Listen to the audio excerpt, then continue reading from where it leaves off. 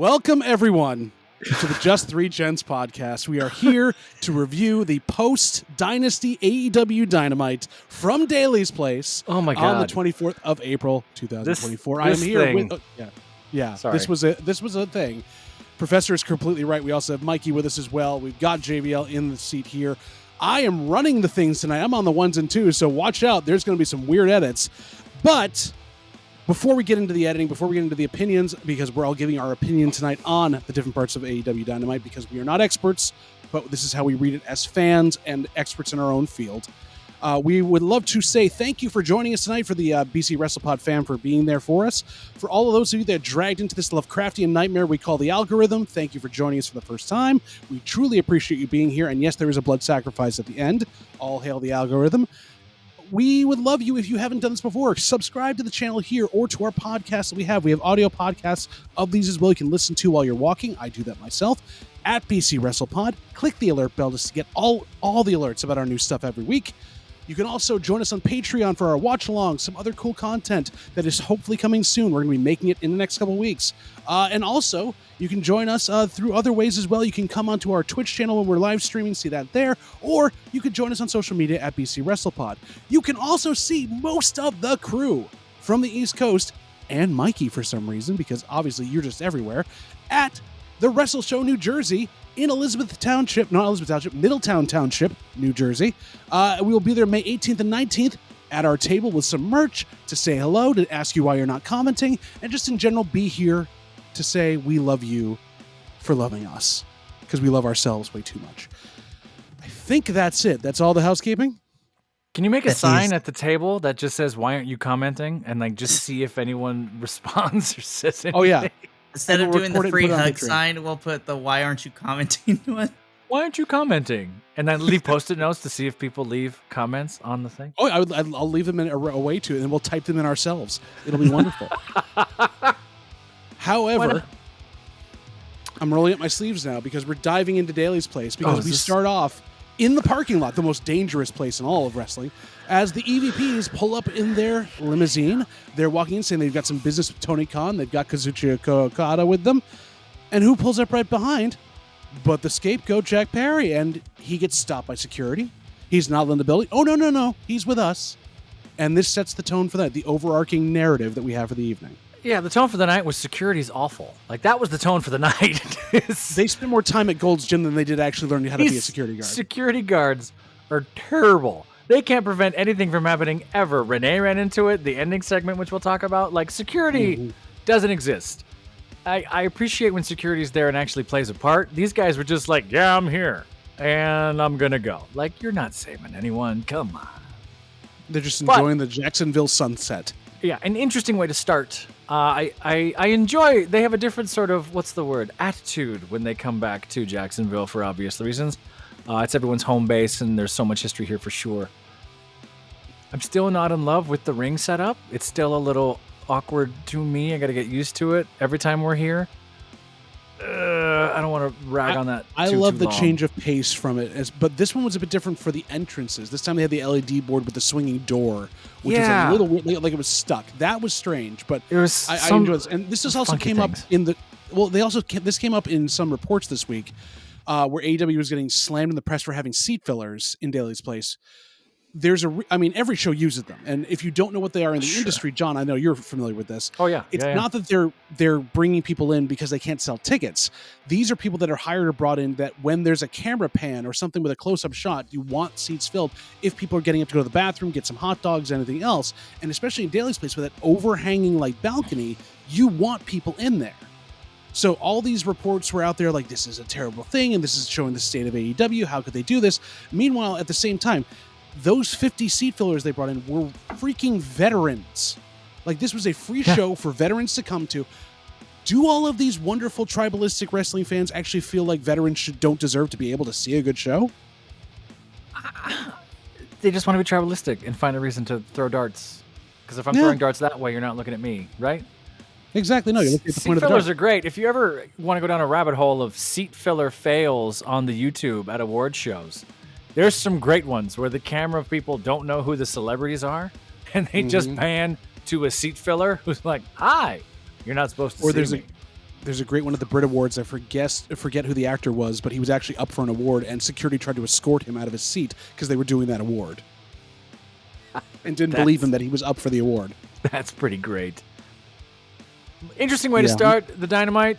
They took some risks. They have been taking risks the last few weeks for sure, similar to another promotion, right? How are we going to shoot this? How are we going to do cinematography here and there? And how are we going to cut this and whatever? Some of them work. Some of them are different. Some of them a little strange. This segment makes sense knowing where we went at the end. It felt a little, oh, look, Jack Perry, right? It was a little Jacob Marley back from the grave to me. But he's a bit of mustard, a bit of a crumb of meat. Exactly. Holding chains, singing with the Muppets. I can see Jack Perry singing with the Muppets. Jack Perry he totally is, right? Yep. Oh, yeah. But we're talking about the wrong stuff because this was a strange episode. It was. This is how we started. What happened next? I want to get to what Mikey thought about this too. Oh, Mikey, please. Mikey, another option. Yeah. I feel like Mikey has a similar opinion. I think the way that it started and what we got at the end was fine, but that wasn't my biggest issue, and I'm going to bring it up multiple times, but I'm going to blanket statement this right now. The biggest enemy and the biggest enemy of the show was audio issues. Yes. Terrible audio issues. Oh my god. I don't remember it being this bad at Daly's place. I'm like, what happened? So a few things. The audio was trash, and for those of you who watched it on the TV, picture-in-picture did not work. It was trash too. It cut out on all 4 times they used it, to the point where halfway through they just cut to real commercial and kind of cut a chunk of these matches. So I had to go back and fill in the blanks and too much. And homework. On top of that, with the tech issues, there were a couple times where it was thrown to picture-in-picture without actually being said it was being thrown to picture-in-picture. They just cut because of timing. So there were definite issues being at home, and I think the Mikey part of the audio was the fact they haven't had that many people in Daly's place in a long time with the audio they're used to. So very strange. But they were using the camera audio for the promo. Yeah. They were pumping the camera audio through the stadium. Yep. So which then doubled it over. And it was like, wait. Oh, yeah. What? So I don't know. It was weird. Well, obviously it's because of what happened at the end of the night. There just was no one in the back calling the right things. But before that, this was the night of like strange beat-ups, strange assaults. Orange Cassidy's music hits. You think he's coming out for some sort of promo. He gets rolled out as Trent Beretta is beating him up in a nicely new taped-off shirt that just shows himself and Chucky D, because this is the time he's going to ask, where does Chucky D stand? Where is he going to be? The Southern Gentleman, is he going to join back up with his friend Trent Beretta? And in the worst telegraphed move that we have seen in a while in this promo, Chucky D sides with Orange and tries desperately without slipping to say Trent Beretta is a piece of schmoz. It was interestingly, weirdly put together. It could have been done way better. It felt a little rushed to me. I don't know why. Is Chucky D's nose broken? His nose was red and flat and to the right. My wife, who does commentary walking by every now and then, goes like, his nose is broken. I went, I think you're right. It may very well be, but he'll probably be broken more because the reason they did this now was because they were going to tape a parking lot brawl for Rampage between the two of them right after Dynamite went off the air. I like parking lot things. If you know our history here at Biconics, we love parking lot mischief and jokes and things. It's kind of what we do from time to time. Yeah, great, cool. It was a quick promo, but it just felt hastily put together. And it fell flat to me, but meh. Mikey, is the AEW parking lot at Daly's place more dangerous than the NXT parking lot? No, it is not. It is not. The NXT parking lot is the most dangerous place to any wrestler on the planet because the AEW parking lot, you get fights a lot, but that's to the extent of it. The NXT parking lot, fights happen, people get kidnapped, people get thrown off of buildings, people get kidnapped into cars, someone gets run over by said car, someone got caught on fire one time. Where does Jeff Hardy fall on the concrete? Is that Jacksonville? Oof. That wasn't Daly's place. That was actually the Jacksonville Jaguars Stadium, I believe. That was the stadium thing. That's why it's ringing a bell. That's why. Yeah, that's where Matt Hardy got his concussion falling to Sammy Guevara. Ave Maria. And that was also where Sammy Guevara got hit by a giant by the golf cart in a good way. That spot was funny. They humans. What was not funny and kind of also gave me weird COVID nostalgia, and I can say that now because we're up here, was the next promo we had. Because Jon Moxley comes out of the crowd at Daly's place with a title. And I got to ask this, before we get into the promo setup, because he's obviously going into what's going on that night. Has he gone full Stone Cold with his look now? He's got the earring, he's got the goatee, he's fully shaved his head. Like, have we gone there? It's for those of us who've been losing our hair since we were 12, it's the natural evolution is to just fully give up. And chase after a lesbian mullet. Yes, which I would sell my soul for one of those. I probably shouldn't say that on the internet. Please don't send me one in a box. But Wink, wink, nudge, nudge. Wink, wink, nudge, nudge. Ooh, this smells of patchouli. Come to my window. Focus. It talks. Too many jokes per second. That's how good this Dynamite was.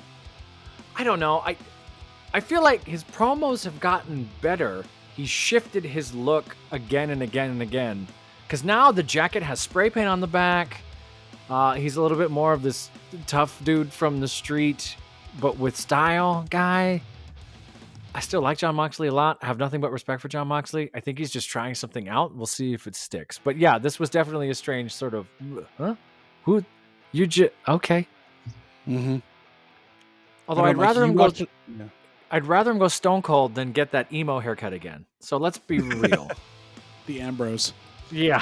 Gosh. Mikey, you've been watching in Daly's place back when it actually was that like the only place it could be. Did this feel like an old Jon Moxley promo from them when he had the title?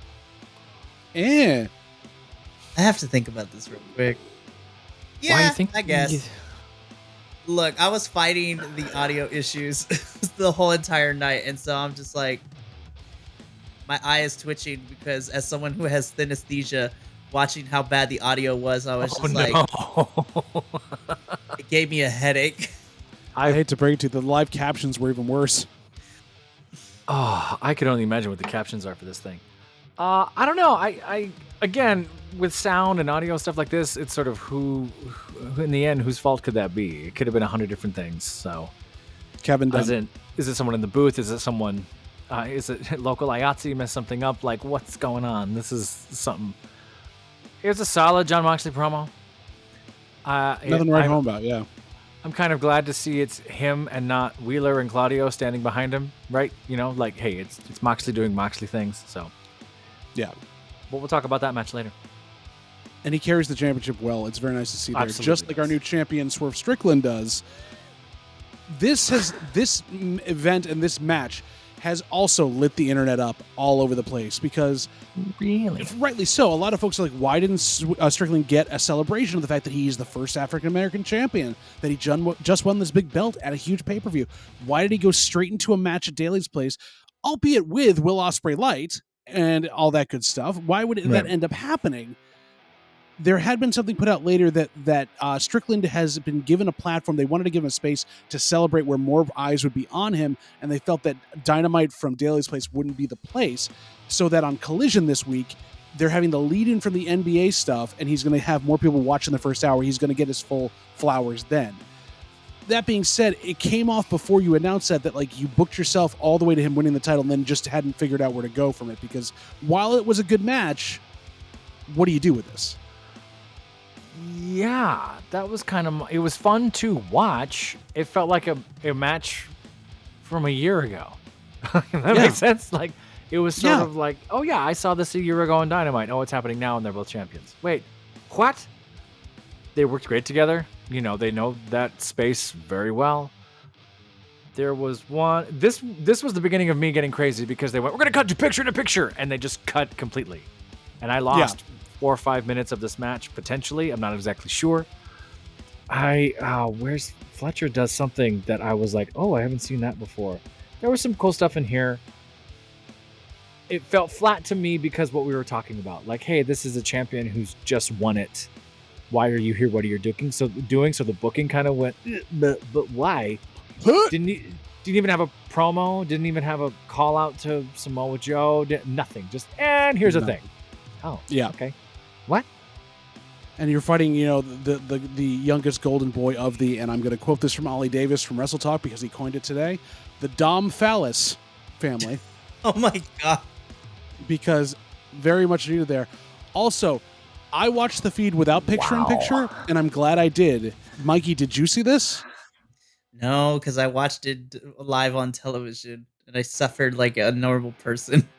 So what you missed, and I'm going to be so sad, and those of you listening, this is one of the best parts of wrestling I've seen in a while. Swerve gets thrown to the outside, he runs into the wall, and he sees ostensibly someone he knows or he's really interested in, and this really, really attractive woman next to him, and they start talking. He's going, Oh back wait, and forth. I heard this. Never mind. Yeah. So they're talking, and like he's like, you know, kind of flirting a little bit, but then he jumps back up on the ring, and he's getting up there. All of a sudden, the crowd starts chanting, "Get her number!" And he's like, right down, and he got her number mid-match, and then kept continuing through. That's How I Met Your Mother. That's amazing. Exactly. This has to But happen. that was, we gotta get that was for the fight feed and for the British fans. That's what they saw there. I'm gonna go full TMZ on that. Like, talk to me. Yeah. What happened? I want to know. I don't know at that point, but that was one she of the there with highlights. some other dude? And She just was totally... there with some other dude. Yeah, they both were together, and he like high-fived the other dude, and then he's like, "Oh, yeah." That's fantastic. Swerve, they so have to. your girl. They got to. Tony Khan, drop some money on that. Get those folks tickets for a few weeks and just make Like, it bring weird. him around with you, like Please, following. Yeah. Oh my God. But yeah, the Domphis family had their golden boy out there, and honestly, we knew Kyle Fletcher, Mikey, that Kyle Fletcher wasn't going to win because he wasn't wearing his usual face paint. Nope. And that's really the sign of when he's going to win, is when he does his really weird but kind of cool face paint. That's tough. They should fix that so it's not as big of a tell, but yeah. But I really enjoyed this match, and I love towards the end of this, where Don Callis yells at Kyle Fletcher to get a table, thinks about it. Melbourne. It's like, nope. Melbourne. Yeah, he calls a play. Melbourne. Like, what? Mine. And this there is, was some again, another weird, thing there. There's a weird thing on the turnbuckle. It was not a botch, but kind of a botch. But this weird sort of I'm falling, you're not falling, I'm reaching for your hair, hang on, wait position thing. And I couldn't tell if that was Fletcher messed up or Swerve just took great care of him or what. But something was like, wait, where are we going? But that was my only hiccup thing. Everything else was wild. One of those house calls hit Fletcher right in the temple in the face. Flush. Yeah. Like, that looked awful. But Swerve's a professional, so I'm sure he felt nothing or whatever that was. But from where I was like, oh, God. But, well, when you have Dom Fallis go far up your butt, you don't really feel much anyways. Is that what happens? It gets numb? I'm assuming so. I don't know about him. Sweaty Canadians, I don't usually deal with him that way. I don't know, Mikey, like, was this like candidate for match of the night for you, or is this kind of like where like it kind of started to get really good? In hindsight, this probably by default is my match of the night, only because really? the main event was going so well, and then Hobbs got hurt, and I'm like, well, damn. Yeah, they had to go home very quickly. Yep.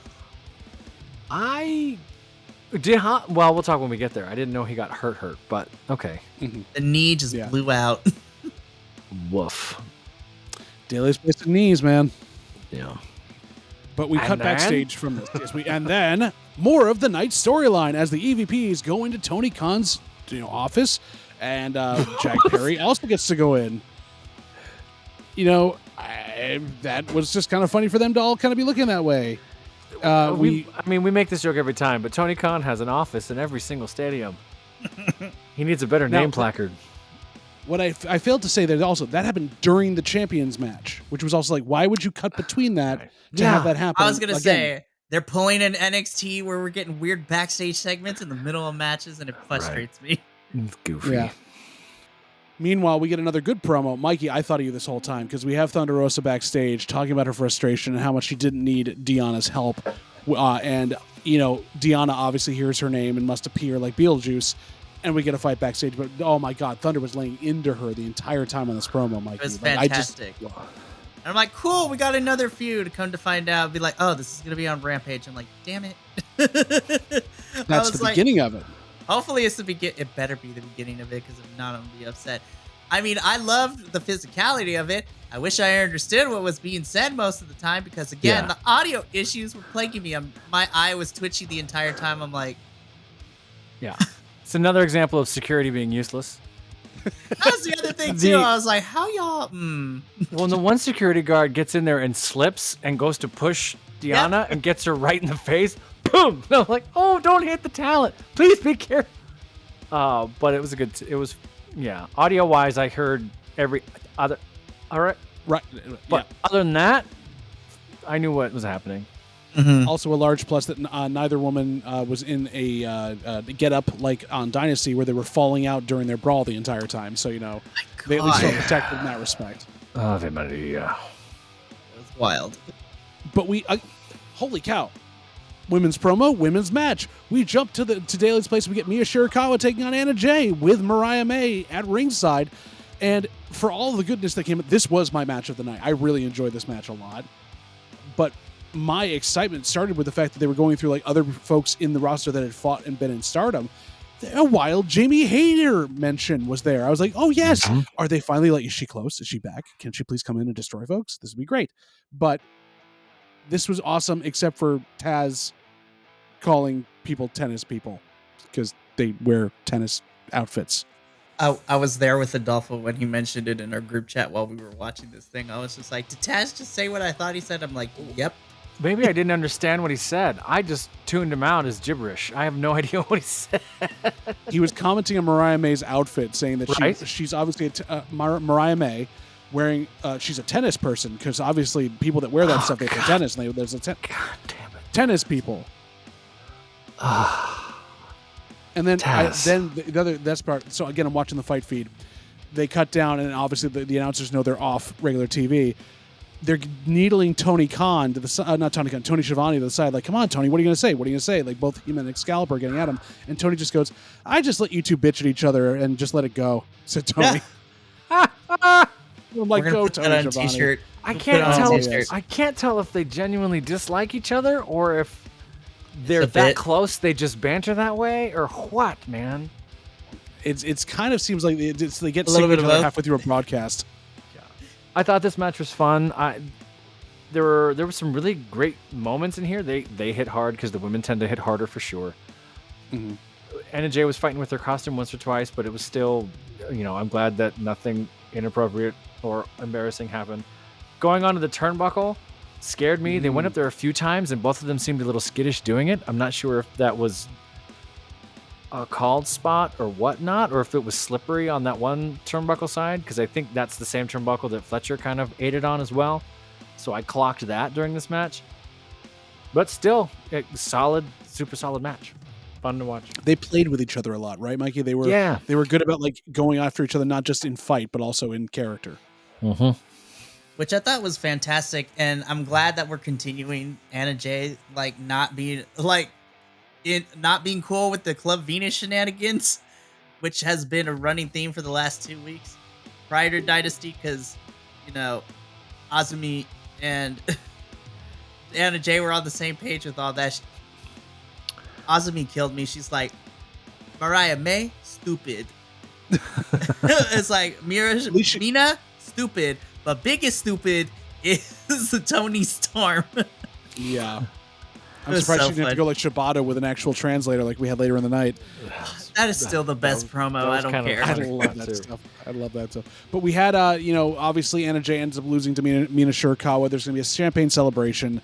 And Anna Jay gets ticked and starts attacking her after the bell. And a babyface run-in by Tony Storm to save Mariah May. Oh, interesting. Also setting up the worst sound promo. I was so mad because Serena Deeb comes out to set up this next bit, and when you hear her kind of say, "Come here, everyone that can hear the sound of my voice," in her low, very intense, no one can hear you, and so half the promo was lost. And when you could hear the bits of it, it was really good, but you don't know what she said. Why'd they do her like that? They did everybody like that. Was it an audio thing the whole night? Yes. No, I'm just saying. Yes, I know. But like, there came a point where it was so bad, or they knew it was wrong, that even the performers knew it. That's how I took it. It was sort of like, you're not going to hear this anyway. Anyone who can hear me, come here, camera guy. I'm going to say this genuinely as I can. Because I went back and tried to listen to it. I got even with my TV all the way up and still hearing the crowd noise, I got a chunk of it. Yeah. It's unfortunate. It's so weird. Yeah. But yeah, the babyface run is strange. And the gist of her promo was that I respect this title too much to do whatever everyone else does, which is raise it up, touch anything else. The next time I touch this, yes, it will be mine. And honestly, Serena Deeb dethroning Toni Storm is not a bad shout. No, it's I not. think that could be interesting. Mm-hmm. Well, I wonder why the hint of a face turn, kind of hint of face turn, maybe, I don't know. I'm a little nervous now because it's kind of again, and this happens with the women's arcs every few months, right? All of a sudden we have too many things going. And then all of a sudden, either someone gets hurt or we picked the wrong one. Right? Or both. Or both, right? So I'm interested to see where we're going. I wish it landed a little better. We all wish that. We wish that wholeheartedly. And I think all of us would be excited to see a Toni Storm Serena Deeb match just for the technical ability of it. Oh, yeah. Give it to me as soon as possible. Just like our next match that's coming out of the promo we had here, as we have our celebration, not of Strickland, but of Willow, as she is the now head of TBS.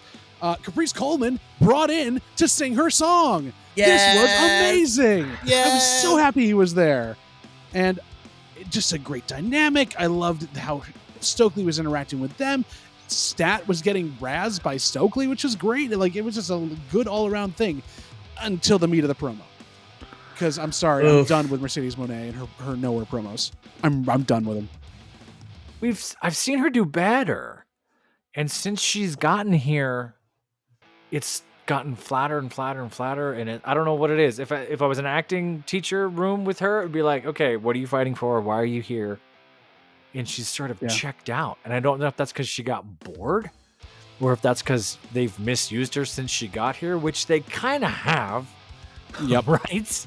Has had no action, has nothing to really do. We knew this side of the feud was coming. It should have happened months before Dynasty. ago. Yeah, this should have happened already. So that's odd. But I'm trying to be articulate and not get us demonetized. I'm watching two performers who care but don't at the same time. And that's a weird place to be. That makes sense? Yeah. Just this feeling of like, of course I care about you. Of course I want to work with you, but I don't care about the way we're doing this. It's just how it came off to me. It was very like, we're better than this, but we're doing it like this. Which is so weird. I don't know what the energy was like in that space or what, but they were checked out. They were kind of sandbagging their way through this promo, if you will, dragging their feet. They're like, yeah, because I like these two talents. They're excited to work together because we have heard in multiple interviews that both of them are excited to work with each other. Right. But the execution and the direction in which we're doing said storyline is kind of not the thing that they want to do, because I smell a Chris Statlander interference / probably costing Willow the title down the line at some point. So I'm just like, because they've overplayed that hand. They've overplayed that too long. Which also takes it away from Mercedes. She's kind of just a pawn in this thing to further the Stat story. And at the same time, I think also they both may not be comfortable using this as storyline fodder based on a freak injury that happened Sasha at that time and Mercedes making the call in the ring to give it to Willow. Like, I thought that too. I'm wondering if they're uncomfortable using this as kayfabe because it both messed them up so much. And it's hard for them, right? Because I clocked that a little bit myself, where it's sort of like maybe they're uncomfortable talking about this. Maybe they don't want to use it, but they're getting pressured to. So there's sort of a let's just do it halfway thing. I don't know. I'm wondering why. Will we ever find out? I don't know, but I would love to have Caprice every week now come out to sing Willow's song for her because that was so much fun. Hey, you know that overnight storyline that we're getting this entirety of the night, and we just have more and more we want to know about it? Did you enjoy having the EVPs come out and Alex Marvez acting like he just did a bump of cocaine and is trying to panhandle outside of Grand Central to get anything he can? No. Next caller. And I don't know why. Why, Alex Marvez? Why? We had an answer. Why was he there? He's friends with the Jacksons, With right? the Bucks. With the Bucks. Yeah, he got his job because of that, and then they took him off TV after 6 months because he was terrible, because he was the co-host with Excalibur on color commentary. He had no idea what he was doing. Man. Yeah. I think, I'm not as bad. Like, half the other outlets were going, meth addict, Alex Marvez, on the side there, trying to panhandle. I was like, no, he just did a bump of cocaine. He's very excited. Why did they all touch his shoulder? Like, they all did the same shoulder gesture. They all did the same. That's weird. How you turn him off. You know, you just turn the screws off. That's where his off button is. Oh, fair. Yeah. I'm being terrible to a man that got an amazing job that I would kill to have and is doing terribly at it and still is being paid tons of money. So I think that's the problem. That's the thing we're speaking to. Is sort of like so many of us would do so many unspeakable things under a bridge to get that job. And this is someone who's sort of doing it like, yeah, it's fun. Like, no, you have the coolest job ever. Be the straight man in a comedy routine for a wrestling show, and you show up and it doesn't help that he's up against Lexi and Renee. Yeah, I was gonna say fair, but if you're up against then you got to hold your own. You're the one that stands out because you're balls. So many things, unspeakable things. Under the bridge, give me a job. Please. I will go to Daly's place and do them under that big ramp area. Perfectly fine. All right. We had another match come up, which took a lot of the evening. This was chaotic. It was chaotic, but here's my take on this. I don't know about you two on this. Yes, it was weird to have the match explained to me as it was going along and reiterated that Res rules changed. However, once the rules were clear and things were happening, I thought this concept was brilliant. I did because too. if you need to fill part of a show and you want a never-ending cycle that feels fresh like the Royal Rumble, but is very different because you could have it one time you do it, it ends before the third person gets out there, or it takes 4 or 5. You have that danger of this will end at any time. I think that's brilliant to set up a number one contender. I liked this a lot. I'm not a match of the night kind of person, but this was, at the moment, I was like, yeah, this is fun. This is great. It fed my ADD brain perfectly because it was sort of like just throwing wrestlers in the ring and playing with action figures. Yeah. What was really great, and the audience found the same reaction I did. I thought this was going to be, all right, this is mid-card purgatory. These guys want to get reps in. Call them in anytime you want. One of them will be a contender and take a pin. Will Osprey walks out. Right. The game has changed.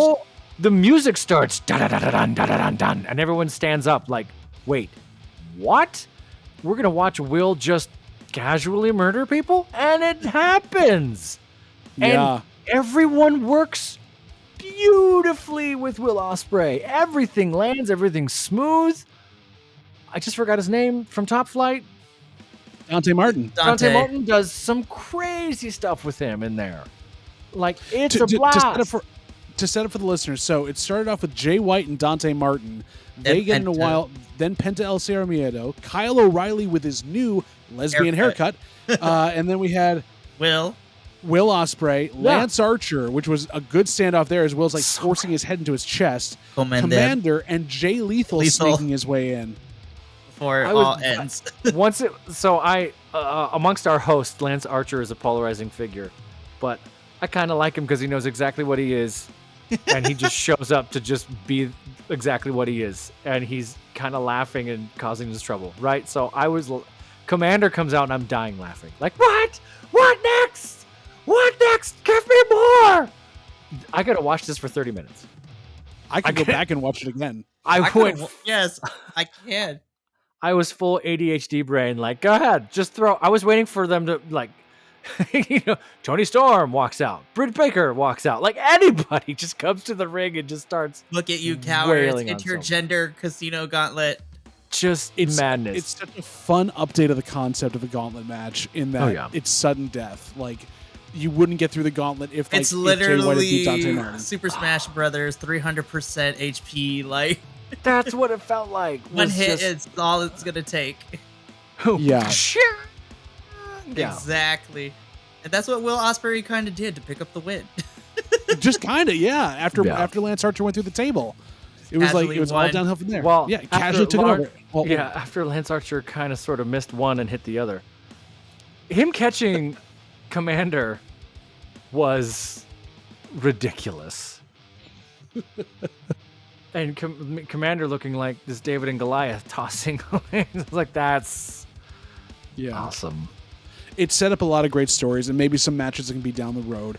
But the other part of this was there was storyline implications for how Will Ospreay beat Kyle O'Reilly. Right. He didn't want to use the Storm Driver. He hesitated with the Tiger Driver.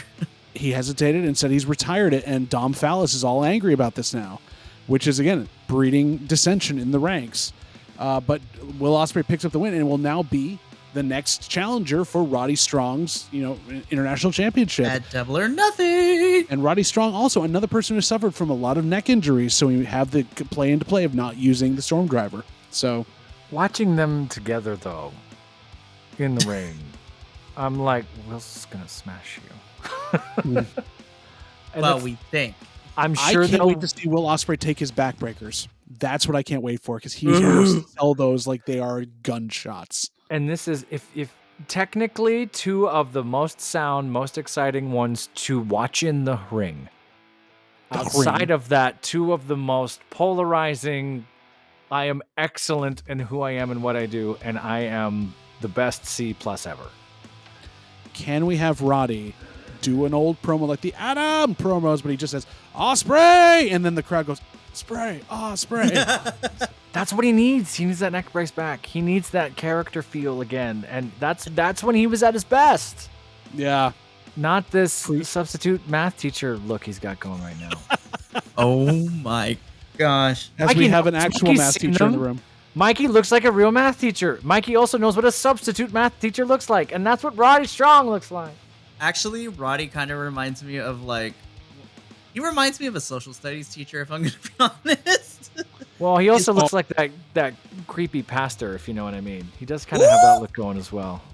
Now we're going to have fights about school teachers and everything else in our comments. Please do that. We need the comments. Anyway. Speaking of fighting, I wanted to fight the next person on my television screen. No, Mikey, there is no need to fight here. Mikey's the guy who teaches at your school who's not in the teachers union. Who teaches who's there, but he's not in the union, but his classes go on anyway. It's like I'm just trying to survive. That guy. I don't understand.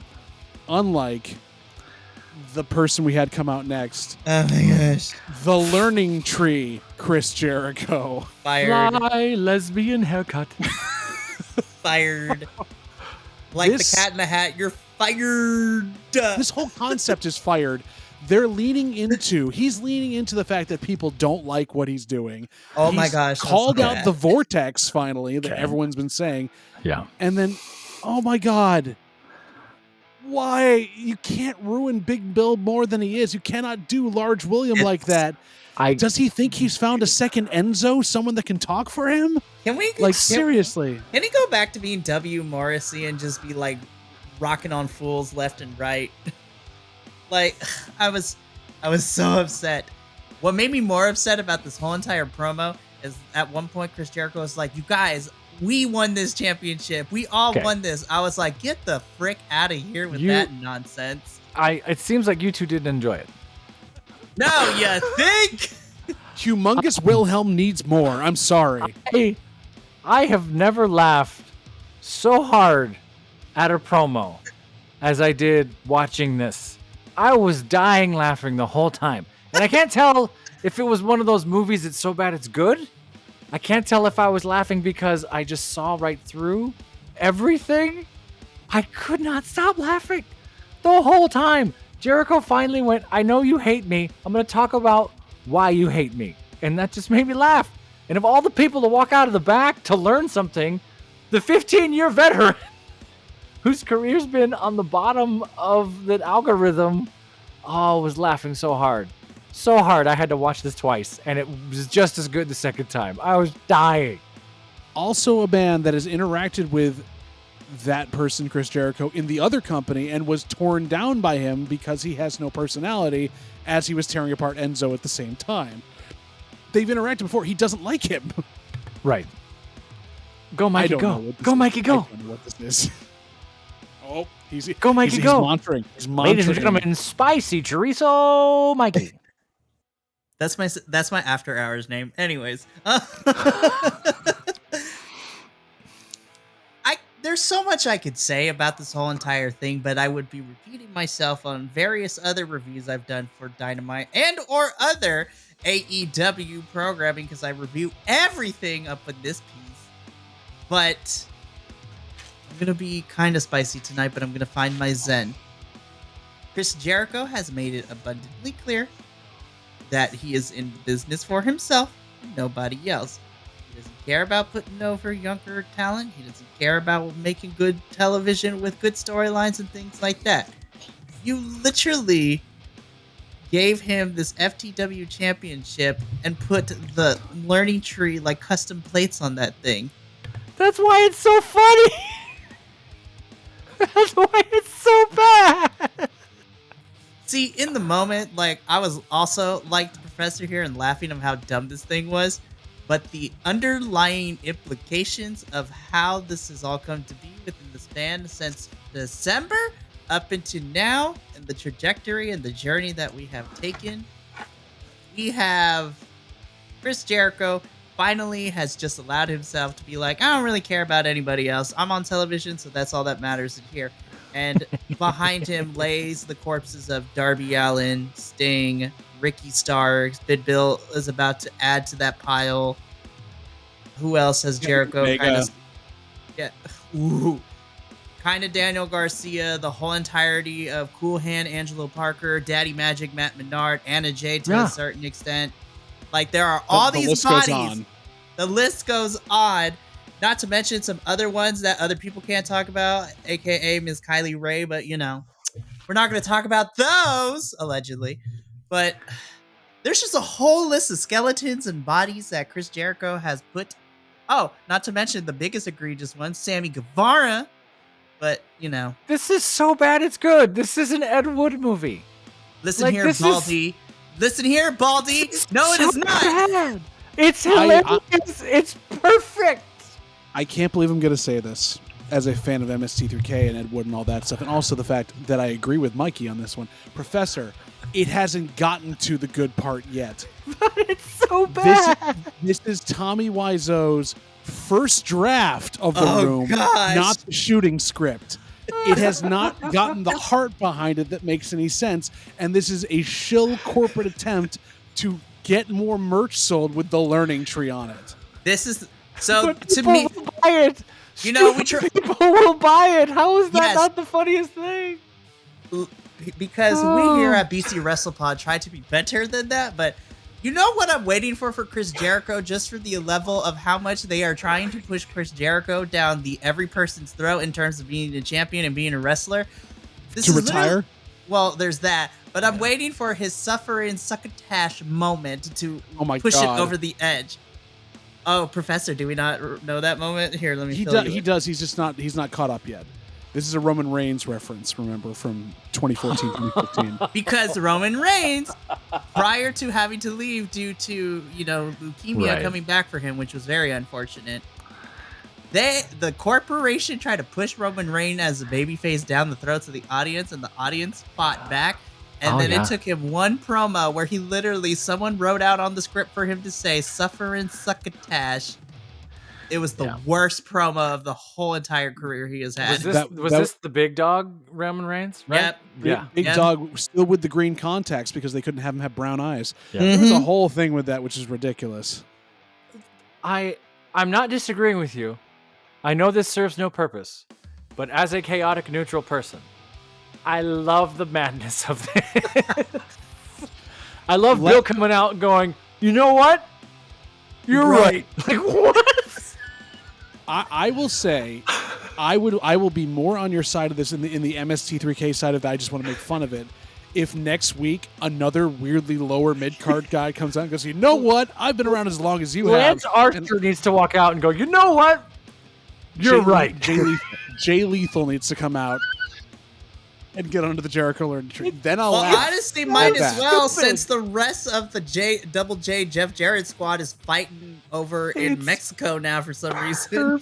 We're not going to talk about total nonstop a-holes. Like they're doing their own thing. So No, this is not TNA. This is AAA. That's AAA. No, I know, but the group, Jay Lethal and Jeff Jarrett's group, is total nonstop a-holes. That's I just called Team them TNA. Double Jeff Jarrett and the squad. Oh man, and squad. All right, we have to get off of this. We had another promo afterwards with the Domphis family, and Speaking of squads. This is the breakup. It's happening. Kyle's apologizing for things going on. He's stuck in the middle between dad and actual fun uncle, and it's just kind of like you're just furthering the storyline. I get it. Hobbs is going to lose. Oh well. We kind of see this coming, and we talked about this going into Dynasty too. That it's hard to take seriously. Will Osprey doesn't dislike Domphis because of how this is all going, right? Will is the only honorable one, and we're still confused how he got wrapped up into this in the first place. By default. If this is what it takes to break up said family and get us off of this thing, great. If this lingers too long, I'm going to be disappointed because it's going to lose steam really fast now that we've seen the cracks kind of like this. Mikey, do you think this means if they're actually finally pulling the trigger a little bit that Mark Davis is very close to being back? I hope so. I would love for him to make a big appearance at Double or Nothing because we all know, and I can smell a Don Callis making Osprey lose that title at Double or Nothing, which sets up, faction on faction warfare, I guess. I think Mark Davis is close to coming back because if I remember correctly, when he went out, we're pretty much close to the trajectory in which we were told he would be back. So I'm just ready for United Empire in AEW. That's what I want. But maybe, Mark Davis comes back, and since Kyle Fletcher's been having such a good singles run, he has to go out and say, I want to learn from the learning tree. And then we have everybody else so happy about this. Yo, if if I see Kyle Fletcher or Mark Davis underneath the learning tree, I might actually stop reviewing Dynamite for a couple weeks. So good. Just trying to I'm going to prove it to you. I'm going to prove it. And then drop the mic and then walk out of the ring all cardboard. It's brilliant. Speaking of proving things, Powerhouse Hobbs had to prove that knees do in fact bend and break still. As John Moxley in our main event takes on Powerhouse Hobbs for the IWGP Heavyweight Championship. There had been a lot online about the fact that a lot of wrestlers in NJPW were really ticked off about this defense. Bro, I forgot who it was. What was owed? Yeah, what was going on? Like their previous champions are like, Hobbs did not earn this. Why was he up for this? Yota Tsuji was very vocal about it too. Yeah, extremely so.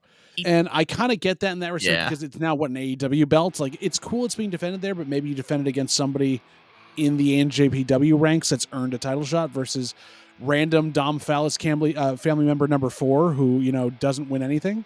You had Taiji Ishimori on another episode of Universe. Okay, we couldn't have something that, or even have Moxley's young boy come fight him. So I just watched the turnbuckle spot where it looks like Hobbs hurts himself. Yep. Moxley, it's a standard looking thing. It's not special. There's a few bump here and there, and then it's just Moxley's in the ring, and then Hobbs runs full tilt into the turnbuckle. And you do see his leg kind of go like a different direction than it should. I'm going to watch this again and try not to throw up. Sorry, the match itself, the match itself is going actually pretty well until the Hobbs' knee gave out, and I was just like, and we got to call it early now. Oh, and you could tell Mox was like, damn it, all right, let's do this. He goes into it, and I think it looks like Moxley's supposed to get out of the way, and he does, but Hobbs corrected, and his leg just pokes through and just kind of winks the wrong direction, and That looks like it really hurt. But Moxley's trying to talk to him, and he knows he's hurt. So they're kind of call a spot. And then Moxley jumps and dives, and Hobbs catches him. That's what probably really injured him. Just trying to take probably care of Moxley. was loose, and then That's. It looked like Moxley was trying to sell it and does the dive, and Hobbs can't quite catch him, but does it to take care of him and then eats it. That's what looks like did him in. You're right, though, Mikey. It was a great match overall otherwise, even with Domphis on commentary, and then that horrible thing happens at the end. So we hope that Powerhouse Hobbs recovers quickly, that it's not like a full tear of the ACL, MCL, because that'll put him out for a long time. He's dealt with so much in terms of injury and bad booking. Like, he just doesn't need this at this point. What's kind of great is they go for the pin. He doesn't do it. Then he goes to choke him out, and he does the choke out instead. So Moxley still lets him end strong, which is good. Always good. Woof. But we get away from our main event. We're not going to talk much about it because the best promo of the night happens afterwards. Katsuyori Shibata in the back with Renee. I disagree. Having your translation software say, "That's the sparkles on your chest make a heart," was the best line of the night. Oh no, that's the best line of the night. But that cardboard awful promo is still one of the best things. Agree to disagree. Shibata is out there and he is ready to fight his next challenger, but give me more Shibata. I didn't know if I would get on board with Duolingo Shibata, but this is very fun. I love Duolingo Shibata. I think it's brilliant. It's fantastic. I wonder how many times they did this and he hit the wrong button, so it played the wrong line. And how probably did on purpose too. Yeah, of course. You know he's got a sick sense of humor. It's so much fun. You could tell. I feel like he's probably one of the. To me, could potentially be one of the funnier people backstage. Just his attitude and the way he does stuff. Well, he's got to have it from what he went through, so yeah. Sure, yeah. Look, and he's supposed to be fighting Chris Jericho, but who knows if that's actually going to happen, because a digital exclusive on the social media, for those of you that followed it, Katsuyori Shibata got jumped after Dynamite. Yep. By who? Shane Taylor Promotions. Why? Yep. Because reasons. There you go. They're the next ones joining the learning tree. Ew, Shane Taylor Promotions. no. Shane Taylor Promotions comes out. Don't do this to my POSD wrestlers. How dare you? Anthony Ogogo back with Chris Jericho. Oh my god. Gosh. That promo is. But yeah, we can't dwell too long on that, though. We can't because we're sorry. at the end of the night here. We're at the end of the show. Yep. The thing that actually tore the internet apart, at least in the wrestling sense. The Bucks and Jack Perry. Oh, Jack Perry by himself is announced out to come out, and he calls out Tony Khan. Right. Now, Tony Khan has gone on record. He never wanted to be used on camera as much as possible. They could use his name as kind of a setup for storyline things to put things over, but he didn't want to be an on-camera character. He comes out. Here we are. He comes out, and you think ostensibly it's going to be a small thing, or just basically going down a route where Jack Perry either turns on him for some reason, whatever it's going to be. And Jack Perry's talking about all the good times in Daly's place and how they want to change the world together. And then he gives him the worst punch in the world to knock Tony Khan down. The Bucks emerge. They pick Tony Khan up like they're going to give him the EVP trigger. The crowd is chanting no and what's going on, and they're saying, no, don't, we wouldn't do this. Okada misses his cue, comes over a little late to stop them, and then he's like, no, we shouldn't do that, whatever else it is. And then he takes the Tony Khan driver from the Bucks. He takes a tombstone pile driver with a flipping aspect to it. Mm-hmm. That was wild. And lands it. Huh. So, we all have things to say, but we're all feeling the ellipses at the end of the statement. I will firstly say they took really good care of Tony Khan. They made that as safe as humanly possible because Tony Khan is like 80 pounds and they didn't want to crush him. So that flip, Nick lands, boom. Then Matt kind of drops him, boom. So it was they did it in pieces as well to take care of him. Nick split his pants too. He did. Fair. That's the kind of night they had. I don't mind Tony Khan as a character. Now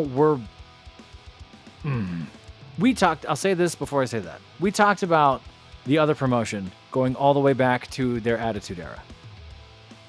And now it feels like we're matching instead of trying to do what your original conspiracy theory was, which just do better quality in the ring. Now it's sort of, well, let's match them story for story. And that changed when Edge gave the Edge promo. That changed where we had the expose. That changed where we had Perry show up and interfere. So now we're back to one shot, two shot, trading shots as opposed to I'm going to take this path, taking that path. I'm going to let Mikey go because I'm sure this is driving Mikey nuts. Well, I want to talk about the ending too. This is like from a storytelling perspective, it frustrated me. I'm like, you witnessed this happen, and then you wait until after the attack for the whole locker room to come out. Right. I was like, yeah. But Again, then to make security is useless. Yeah. Yes, but then again, also too, to make this even more of a like, oh wow, they actually really wanted to go this direction because they had Papa Khan himself come out for this Shad whole Khan. thing to check on his son. I was just like, well, damn. Not his best day. Not his best day. So, I like the spirit of the promo, and it was sort of executed the way everything else was going that night, right? Not quite the way it should. Not as clean as they would have liked. I think now, I'm going to say this, Tony Khan has gone that Vince McMahon path. And once you've kind of gone that way, I hope you're a better person than what we've found out about said he who shall not be named. Because now you're in these stories. Yeah, I'm watching it right now, and they took really good care of him. But Tony sold it well. But now where are we going? What are we doing? So here's the thing I want to bring up with this professor. Two things. One, on that he who shall not be named part of it. If Tony continues to be on screen this way, then you're very right. He's gone that path. That's what I'm thinking. Yeah. Tony has said in these things, one-off things, like I'll come out, I'll do things. I'm not a character. Use my name, but not my likeness. He's adding to this to try to get it over that way and put things so it's interesting to see where this will go. On the same bit, he's holding kayfabe right now. He was put in a neck brace after the cameras went off the air and carted out and was seen at the taping of the Rampage taping where they were in the parking lot wearing said neck brace on set, selling this injury as if it was real, even to the boys backstage. Mm-hmm. I would love to honestly see tonight or tomorrow when they cut to the Jacksonville Jaguars drafting their draft and Tony Khan is sitting there with the other owners in a neck brace. If that is what he is doing, then he is not Vince McMahon. He is all about this, keeping it where it needs to be. And I hope that he's doing it. I think you nailed it. I think you're absolutely right. Holy crap, that would be amazing. Getting eyes on their product out of the NFL draft. People now see this and know this has happened. He is doing a ploy to get more eyes on the product. Oh, that makes me want to watch the draft, and I can't believe I just said that those words came out of my mouth. Oh my God. Yeah. Man. And that, you nailed it, man. I think you're absolutely right. I hope. I can only hope. Mikey. I'm glad they took care of Tony Khan. What intrigues me is, okay, where are we going? Who is really in charge, sort of thing. Mikey's very upset and disappointed in us. I don't know if he's disappointed. He's just, it's a lot to take in because Mikey's been a fan of AEW since they started, and this is definitely going down a road they said they'd never go. Yeah, it's happening. But like I said, now we're trading blows, right? Now I'm not tactical. Now I'm fine. I'm going to hit you back. But you're hitting someone back who's not responding to you anymore. They're Lance Archering you.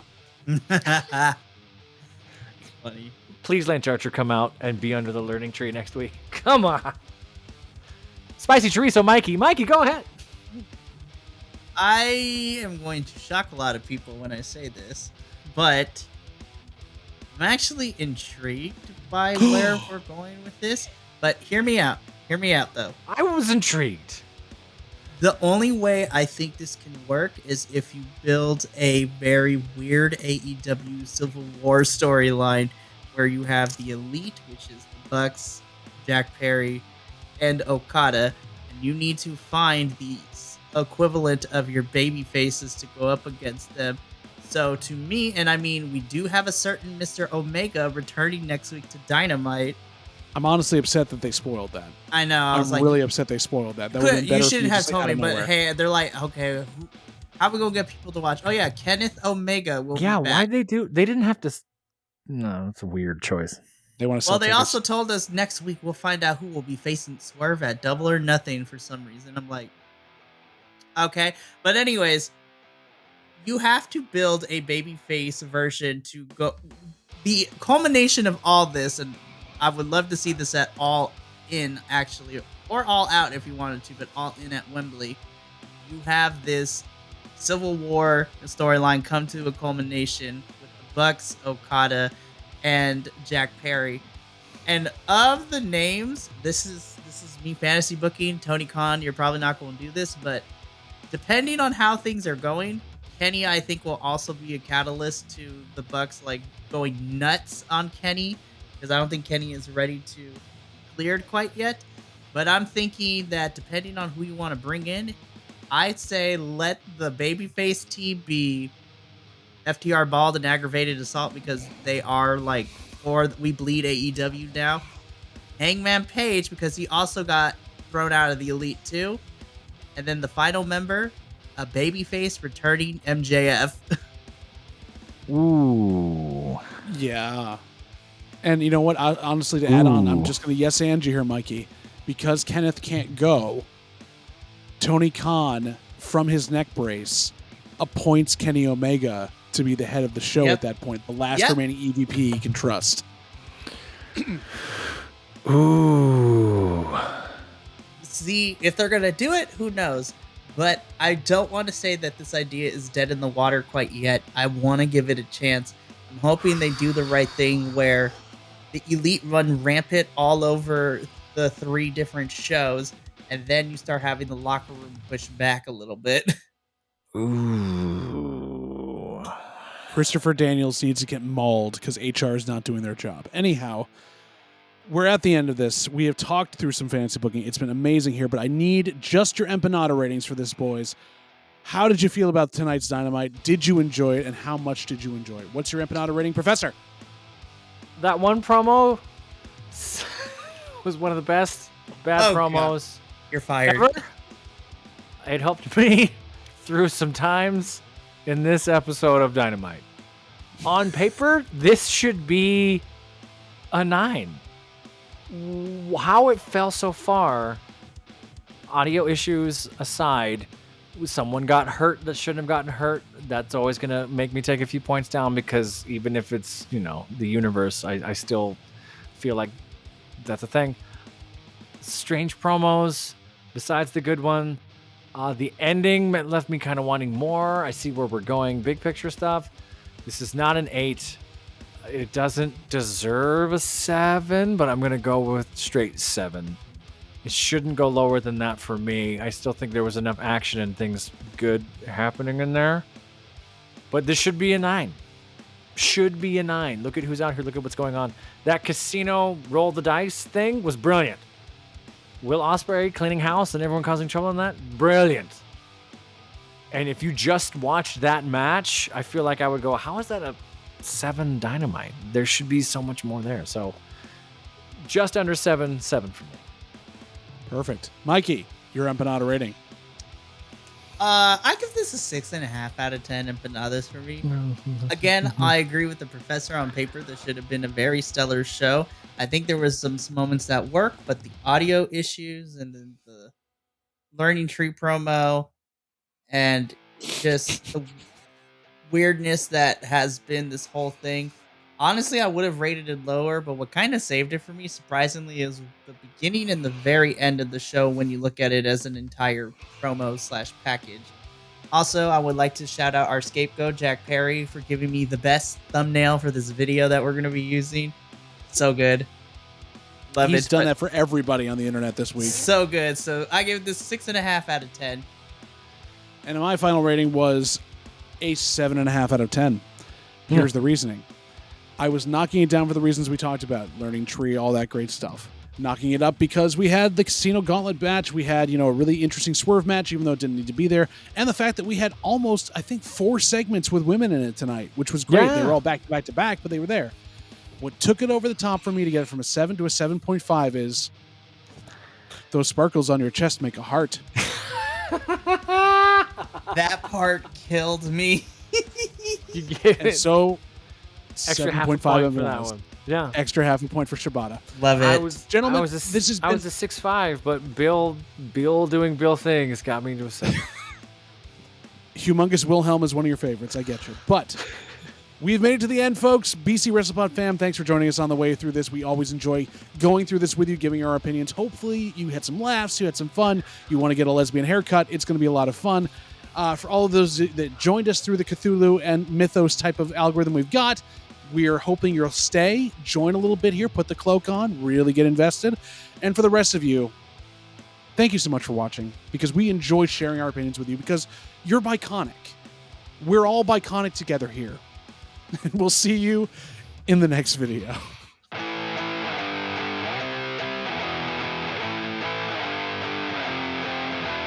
Those are Is some of your this best a lesbian? This would be a lesbian mullet, or is this a different And joke? there I it can't- is. can't make. You're just a beard for somebody else. I'm just a. We found Patreon content. We do a cover song of "I'm Just a Bill," but it's "I'm Just a Beard." Just a beard. I'm a beard for them. Like, what? I'm just a beard. In the world. Beard that is weird. That's all that you'll let me She'll let me be. Thank you so much for tuning in to another Vibe Tribe production. What's gonna happen next time? Well, you're gonna have to tune in to find out. But until then, remember, take care of yourself, love one another, and as always, make sure that you keep the good times rolling. Thank you for being here, and we'll see you next time.